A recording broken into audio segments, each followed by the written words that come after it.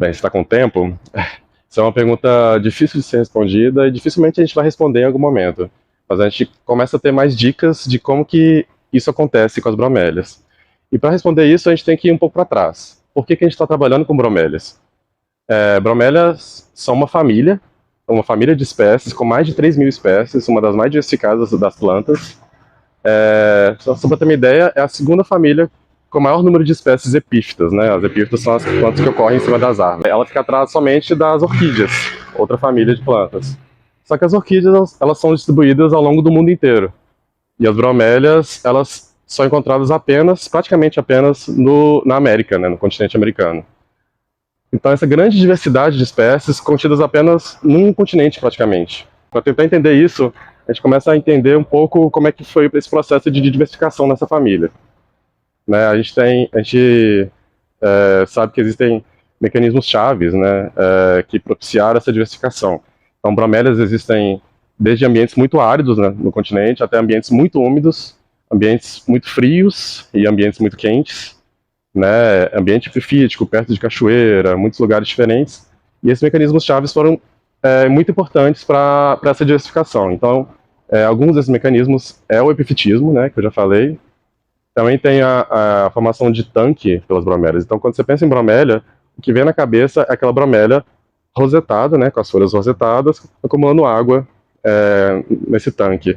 Então, esse acúmulo de água propicia ela interagir com vários outros organismos, né? Então, a gente sabe de anfíbios que ovipositam somente nessas bromélias, alguns artrópodes, né, aranhas, alguns insetos, existem algas nesses tanques. Então, ela começa a ser muito importante no ecossistema geral e ela é capaz de gerar um próprio ecossistema nesses tanques. E essa diversificação ocorreu em relativamente muito pouco tempo.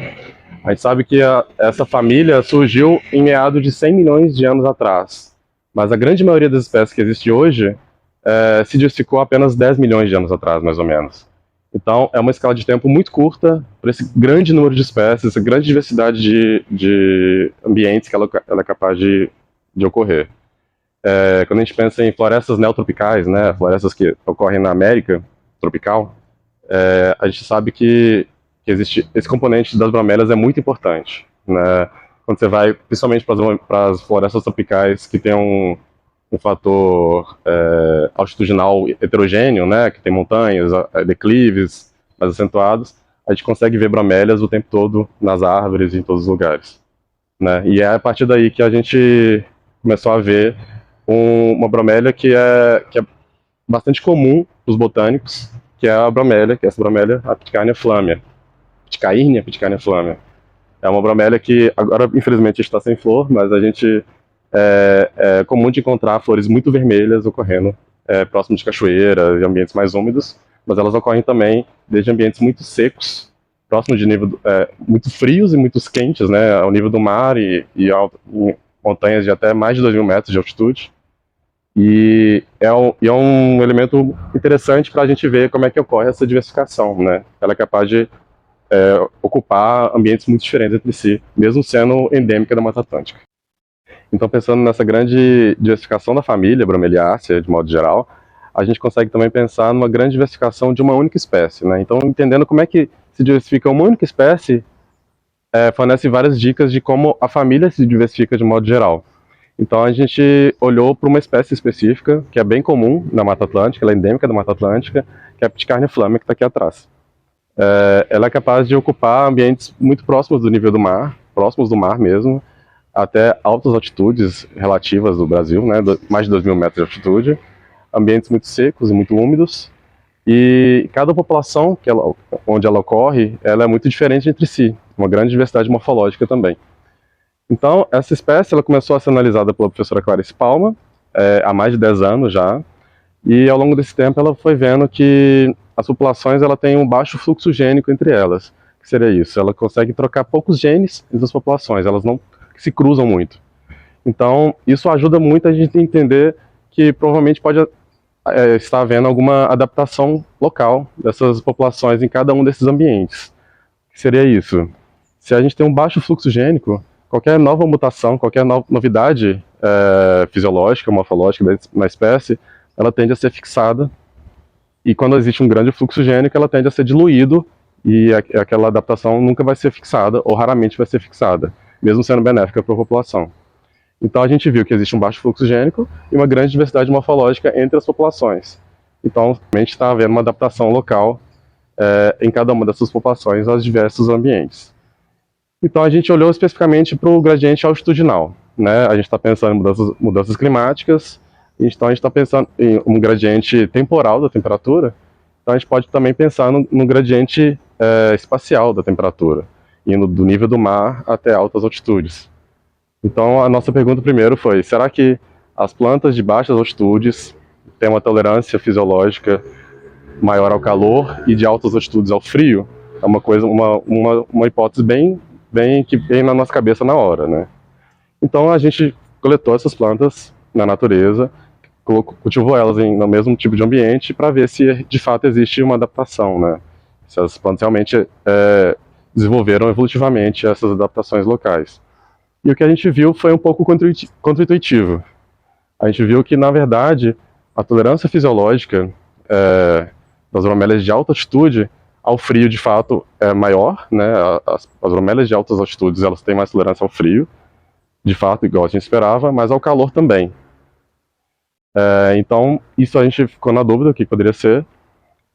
Essa tolerância fisiológica, ela é medida através da capacidade de absorção de luz do aparato fotossintético, então a gente está indo mais para a fisiologia vegetal nessa parte. E quanto maior o estresse que a planta sofre, menor a capacidade de luz que ela consegue absorver, isso vai ter efeitos em todo o aparato fotossintético e toda a fisiologia da bromélia. Então, essa medida é feita mais ou menos dessa forma, e a gente foi tentar entender, então, como é que é a estrutura de modo geral da planta. Se as plantas de baixa altitude, elas não são mais tolerantes ao calor do que as do alto, né, elas são ou parecidas ou até menos tolerantes ao calor, pode existir alguma outra coisa atuando para ela tolerar o calor. E aí a gente então vai ao entendimento de como é que é o ambiente, né? Em altas altitudes, a gente sabe que as plantas passam mais frio do que em baixas, mas elas também passam calor. Só que o calor é mais intermitente do que as de baixa altitude, né? Então, enquanto as de baixa altitude estão passando calor o tempo todo e constante, não tem tanta variação térmica ao longo do ano, as de altas altitudes estão passando calor, na época, principalmente no verão, e frio também. Então, acaba que ela tem que desenvolver uma estratégia para tolerar os dois tipos de estresse, do frio e o calor. Então a gente foi atrás de tentar entender essas estruturas, essa fisiologia, essa morfologia das folhas, das plantas. Buscou um grupo que trabalha mais com morfologia vegetal, anatômica, anatomia de folhas. E a gente foi atrás de um grupo que trabalha mais com a fisiologia, então tentar entender a condutância estomática, a quantidade de gás que passa, a quantidade de transpiração que a folha é capaz de fazer ao longo do tempo. E a gente também foi atrás de tentar entender qual que é a composição lipídica das membranas. Por que isso?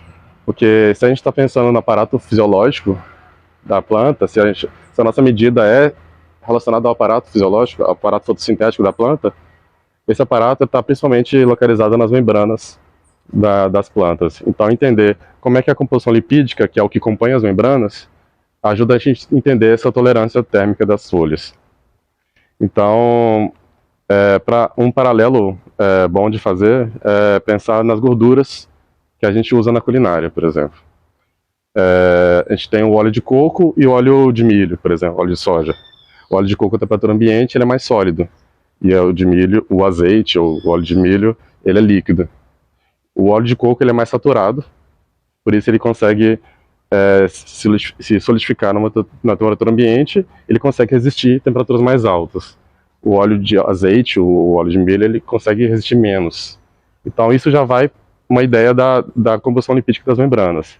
Então as membranas, a gente viu que as membranas que possuem um teor de saturação maior, elas toleram mais o calor, mas principalmente as membranas que têm um nível de insaturação, né, o contrário de saturação, maior, elas são as que mais toleram frio. Então as plantas de altas altitudes, elas têm uma composição lipídica com maior taxa de insaturação e por isso elas conseguem tolerar mais ao frio e a termotolerância então é maior nessas plantas. Mas aí a gente vai uma questão mais ecológica também. Porque uma planta lidar com estresse, ela tem várias formas, várias estratégias para lidar com estresse. Então a gente está pensando na tolerância térmica, mas também tem uma outra forma muito importante, que é a evitação térmica. Então, quando uma planta está investindo em evitação, ela está fazendo com que o aparato dela não perceba, de certa forma, a mudança no ambiente, a mudança na temperatura. Então, uma forma de evitar, por exemplo, é aumentar a taxa de transpiração, mantendo essa transpiração constante para o aparato fotossintético não perceber essa mudança de temperatura, o calor. Então, a gente viu, por exemplo, que as plantas de baixa altitude, elas têm um nível de uma suculência maior, que seria um aporte maior de água para manter essa transpiração constante e ela não sofrer tanto esse estresse térmico. Então, quando ela investe na evitação, ela não percebe essa temperatura e acaba não investindo na tolerância. Então, é uma dica de como que as plantas de alta altitude, não sendo tão suculentas como as de baixa altitude, elas acabam tendo que investir em tolerância térmica, e as de baixa altitude acabaram não investindo tanto em tolerância térmica. E aí a gente, concluindo isso tudo, né, a gente consegue perceber então que a resposta de uma planta, ou de um organismo de modo geral, não depende só de uma tolerância térmica, né? A resposta de um organismo às mudanças climáticas, ao aquecimento global. Depende de vários fatores que estão atuando nas mudanças, que estão acontecendo nas mudanças climáticas, que podem interferir também na planta. Então, a planta de baixa altitude, ela já consegue tolerar, eles conseguem resistir ao aumento da temperatura, mas de uma forma diferente das plantas de altas altitudes. Então, para elas resistirem, elas precisam de um aporte de água constante para sobreviver e manter uma taxa de transpiração. Se ela se aumentar a aridez desse ambiente, pode ter um efeito tão maléfico quanto aumentar o aquecimento desse ambiente. Então a gente vai vendo que a resposta às mudanças climáticas, de modo geral, dos organismos, depende de vários fatores que não só o aquecimento global, e todos esses fatores estão atuando de forma em conjunto hoje em dia, enquanto a gente está sobrevivendo, vivenciando as mudanças climáticas.